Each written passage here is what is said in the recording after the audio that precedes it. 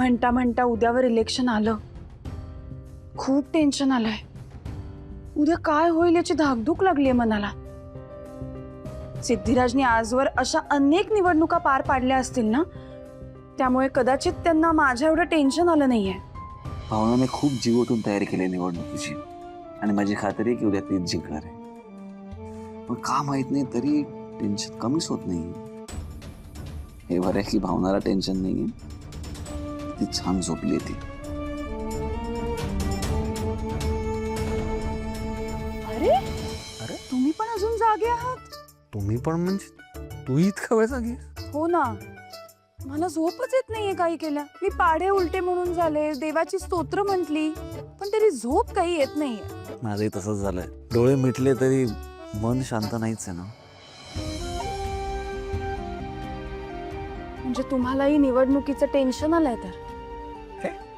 नाही का टेन्शन कसलं त्यात, कारण मला खात्री आहे की ही निवडणूक तूच जिंकणार आहेस. मग झोप काय येत नाहीये? ते लहानपणी असायचं माहिती आहे का की पुढच्या दिवशी गणिताचा पेपर असायचा तेव्हा आपला सगळा अभ्यास झालाय, आपण पास होणार आहोत हेही आपल्याला माहिती आहे, तरी सुद्धा तशी नाही लागायची झोप. तसंच काहीतरी झालंय. आणि समजा उद्या मी निवडणूक नाही जिंकले तर? असं का बोलतेस तू? उगाच निगेटिव्ह विचार करू नकोस. माझी खात्री आहे की ही निवडणूक तू जिंकणार म्हणजे जिंकणार. असं काही नाही हो. हे बघा, तुम्ही माझे पार्टनर आहात, आपलं लग्न झालंय, तुमचं माझ्यावर खूप प्रेम आहे, म्हणून तुम्हाला असं वाटणं साहजिक आहे. पण शेवटी निवडणूक आहे ना, लोकांच्या मतांवर सगळं अवलंबून असतं. त्यांनी मला मतं दिली तर जिंकी नाही, पण समजा नाही दिली मतं आणि मी हरले तर? बरं आपण एक काम करूया. आपण जर तरचा खेळ खेळू. त्यांनी काय होणार आहे? खेळून तर बघूया. मी प्रश्न विचारून तू उत्तर द्यायची. ओके? ठीक आहे. जर तू उद्या निवडून नाही आलीस तर? निवडून आले नाही तर? तर काय, जे आहे तसं सगळं चालू ठेवायचं. हे बघा, मला लोकांची मदत करायला, त्यांची सेवा करायला, समाजसेवा करायला खूप आवडतं. त्यामुळे मी ठरवलंय काहीही झालं तरी हे जे चाललंय ते थांबवायचं नाही, काम करत राहायचं. मलाही तसंच वाटतं. म्हणजे निकाल काहीही लागला ना तरी म्हणजे लोकांच्या कल्याणासाठी तू जे काही काम करतेस ना ते तू चालूच ठेवलं पाहिजेस. इतक्या वर्षाच्या अनुभवातनं सांगतोय, तुझ्या इतकी लोकांसाठी काम करण्याची जी कळकळ आहे ना ती मला आजवर कोणाच्याच दिसली नाहीये. आणि यासाठीच मला खूप कौतुक आहे तुझं. नवरा म्हणून नाही सांगत आहे, पण मनापासून सांगतो. बरं चला पुढचा प्रश्न.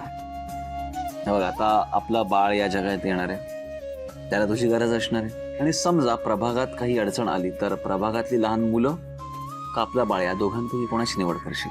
असं झालं तर मी प्रभागातल्या मुलांची निवड करीन आणि त्यांची अडचण सोडवीन. आणि मग आपल्या बाळाचं काय? आपल्या बाळाला सांभाळायला त्याचे बाबा आहेत की. माझी खात्री आहे त्याचे बाबा माझ्यापेक्षा जास्त काळजी घेऊ शकतात त्याची, आणि त्याला छान सांभाळू शकतात. आणि म्हणूनच मी निर्धास्तपणे प्रभागातल्या मुलांकडे लक्ष देऊ शकते. वाह, हे उत्तर देण्यात जो काय तू राजकीय मुत्सद्दीपणा दाखवलास ना त्यावरनं हे स्पष्ट होत आहे की उद्याची निवडणूक तू जिंकणारस.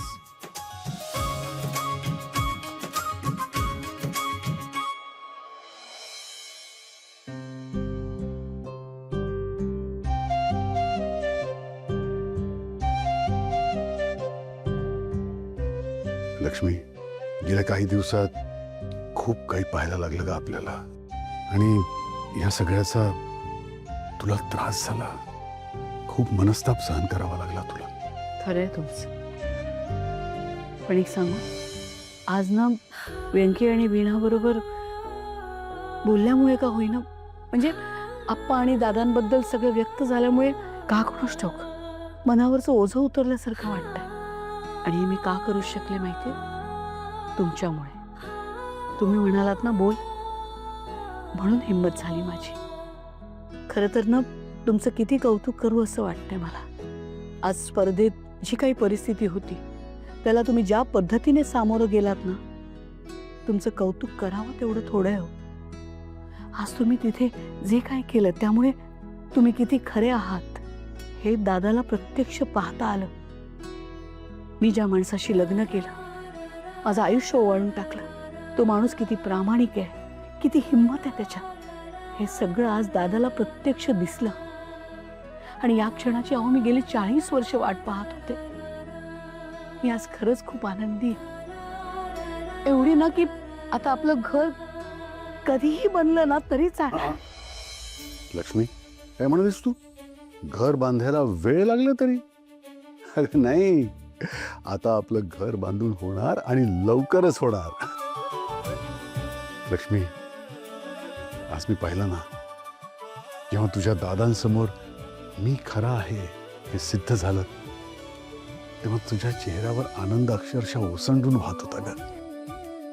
पण यापेक्षा कितीतरी पटीने जास्त आनंद तुला होईल जेव्हा तू आपल्या घराच्या वास्तुशांतीची पत्रिका घेऊन तुझ्या दादांकडे जाशील. आणि ते लवकरच होणार आहे. होईल ना हो? होईल ना? अगं नक्की होणार. आपलं हेच का, आपलं प्रत्येक स्वप्न पूर्ण होणार, आपलं घरही बांधून होणार. कारण तुला सांगू का, अगं आता आपला नवीन व्यवसाय सुरू होतोय ना, त्यामुळे मला असं एक नवीन बळ मिळाल्यासारखं झालंय, नवीन आत्मविश्वास मिळाल्यासारखं झालंय मला. काय वाटतं तुम्हाला, किती काळ लागेल आपलं घर तयार व्हायला? 45. म्हणजे साधारण 4 वर्ष. 45 महिने नाहीत लक्ष्मी, 45 दिवस. अहो, इतक्या पटकन कसं होईल? मला सांग, 45 दिवसांपूर्वी तुला स्वप्नात तरी वाटलं होतं का की आपल्याला असं एखादं पेटंट मिळेल, पेटंट आपल्या नावानं रजिस्टर्ड होईल? नाही. असं वाटलं होतं की आपली नवीन फॅक्टरी सुरू होईल? नाही. मग तसंच आपलं घर सुद्धा पटकन बांधून होईल. आता आपण मनाशी ठरवले ना लक्ष्मी. अगं आणि सगळ्यात महत्वाचं म्हणजे परिस्थिती आपल्याला अनुकूल आहे आता, त्यामुळे आपल्याला आता कुठल्याही गोष्टीची फिकीर करण्याची गरज नाही.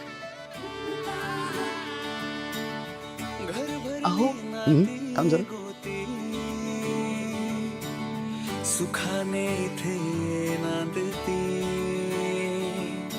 नववधू हसण्याचा हळू गंध हे काय? ही डेडलाईन आहे.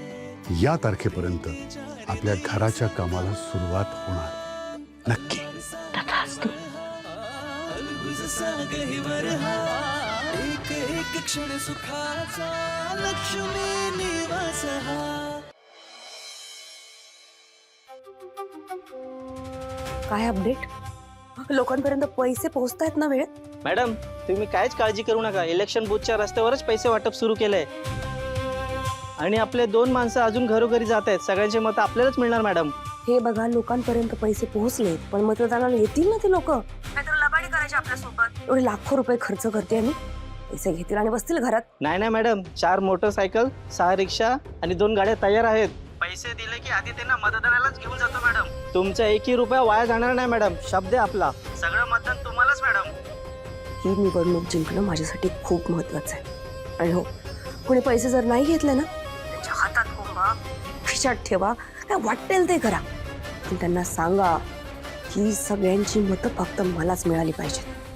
आणि मग बघूयात माझ्यासमोर कोण आणि कसं टिकता येते.